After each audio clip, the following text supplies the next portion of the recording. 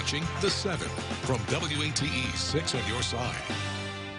Good evening, I'm Bo Williams, and welcome to The 7. Let's get a look at the big 7 stories right now. And topping our list for us tonight, no question about it, it is the weather. We are weather aware right now and giving you a live look outside. You can see rain off in the distance. Let's send things over to Chief Meteorologist Ken Weathers over in the Storm Center for a look at what we can expect right now. And then, of course, later on tonight, Ken. Hey, Bo, good news is no active warnings across the area. The Weather Service just dropped this one for Roane and Loudoun County. That said, this one's still packing a bit of a punch as it's sliding to the south and east. We're watching this second wave of storms come through an area that has already had some storms. That's why I don't think we're going to see anything severe, but certainly some heavy rain in West Knox County near Farragut right now, down Pellissippi towards the airport. But again, this warning has been dropped here at the top of the hour for Roane and Loudoun counties, but still could pack a bit of a punch. Places like Athens here in McMinn County, I'll put a track on this cell, making its way east at about 17 miles per hour. So Tennessee Wesleyan 702, Clem Jones Heights ran around 704, and Knox Park at 704 as well. Heavy rainfall, lightning, gusty winds, that's going to be the biggest concern with these. But again, we're also seeing high heat and humidity out there. Don't have to tell you that. Sweatcast showing sticky to tropical conditions for everybody. We still have a heat advisory in effect officially till 8 o'clock. But this will be reissued for Thursday as well across these same areas. And that basically means our heat index value tomorrow could be over 100 degrees. We're looking at about 107 peak by tomorrow afternoon. But also, we're going to see scattered storms return almost the same time, late afternoon through the evening hours. I'll tell you when this trend starts to settle down a little bit coming up in just a minute, Bo. All right, Ken, thank you very much. Next up here on the 7, storms last night left behind damage, including some downed trees in Powell. Several homeowners around the Powell community found their neighborhoods scattered with downed power lines and debris after storms rolled through overnight. Some fared better than others. Amanda Viles had a tree topple onto her home, taking down a fence with it. Her young son watched it happen. I was up there in the window. I was looking outside because it had a lot of rain. And then I just see a big tree fall over on the house, and I just run downstairs and tell everyone. As our storm team anticipates the threat for additional storms this week, first responders have a reminder for all of us. What kind of lawn furniture do you have in your backyard? Is it tied up? Is it secure? Because then those become missiles, and they wind up in windows, sliding glass doors, neighbors sliding glass doors. Stabilize that. Think about what could happen and try to prepare for that. Rural Metro was busy with storm-related calls last night, predominantly in the Powell area. That's where KUB says it is taking the longest to get the power back on for some, with trees bringing down lines and snapping, listen to this, 11 power poles. But the good news is there are no serious injuries that they know of. But we are still monitoring some power outages that continue to impact people around the area. KUB still working to get the power back on for just under 1,000 of its customers right now. Next on the Big 7, as that heat advisory continues for much of the Valley and Southern Valley, animal shelters are urging pet owners to remember their furry friends.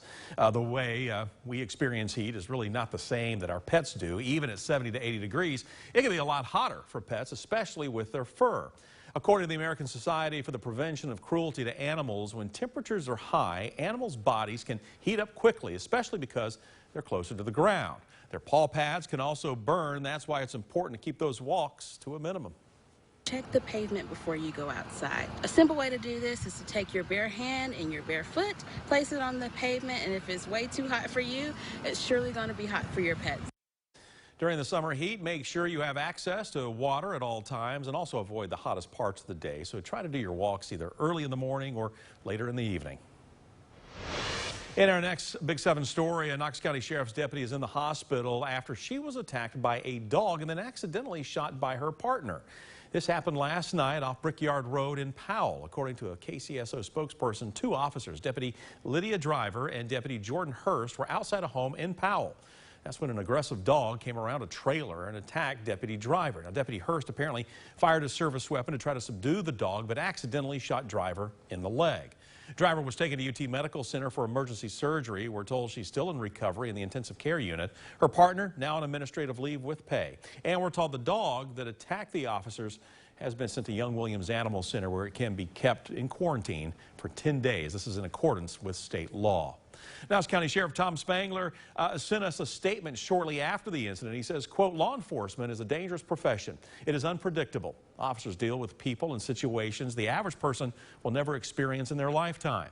He continued saying, quote, "We are blessed to serve a community who loves and appreciates our men and women. For that, I'm grateful." Next now on the Big 7, a Knoxville man facing charges after reportedly shooting fireworks at people.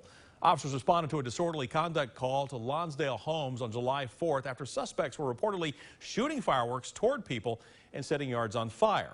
Reports say a witness identified Quincy Willis as one of those shooting off the fireworks.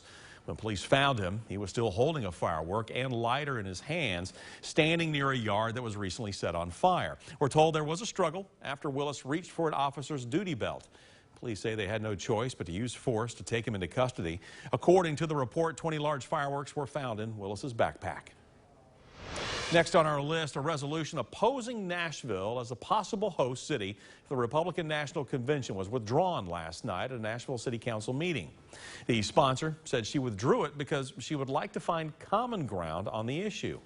Some council members have openly voiced opposition to the convention, saying they were worried about protests and violence. Governor Lee, though, was hoping the council could come to an agreement, noting the RNC would bring a lot of money to both the city and state. We have an opportunity for an enormous economic boom as a result of 40,000 people coming to our city for a week. These are the types of things that Nashville is set up to be successful in. We saw that with the draft. We've seen that with even July 4th celebrations that are safe and large. Nashville has been one of two cities being considered for the RNC, Milwaukee the other. Our next Big 7 story brings us to some big news in education. TCAP scores are in, and there's some good news for school districts really across our area. The Tennessee Department of Education released the 2021-22 Tennessee Comprehensive Assessment Program, or TCAP, district level results. They include both fall 2021 end-of-course exams as well as spring 2022 exams in English language arts, math, science, and social studies. Overall, many of our schools' scores improved or are performing at a level similar to pre-pandemic years. As a district, Knox County saw the largest improvement in English language, arts, and math. We're seeing a lot of improvement made, especially in the areas of English language arts. We saw all elementary, middle, and high scores go up across the board there. Math, we're seeing improvement there as well in all grades, but we're not quite back where we were prior to the pandemic and the effects of that. According to Andrea Russell with Anderson County Schools, students and their families will be able to see their individual scores through the state student portal in late August. We'll explain how you can access all this information, both the district and individual student numbers, over on our website. Just go to WATE.com.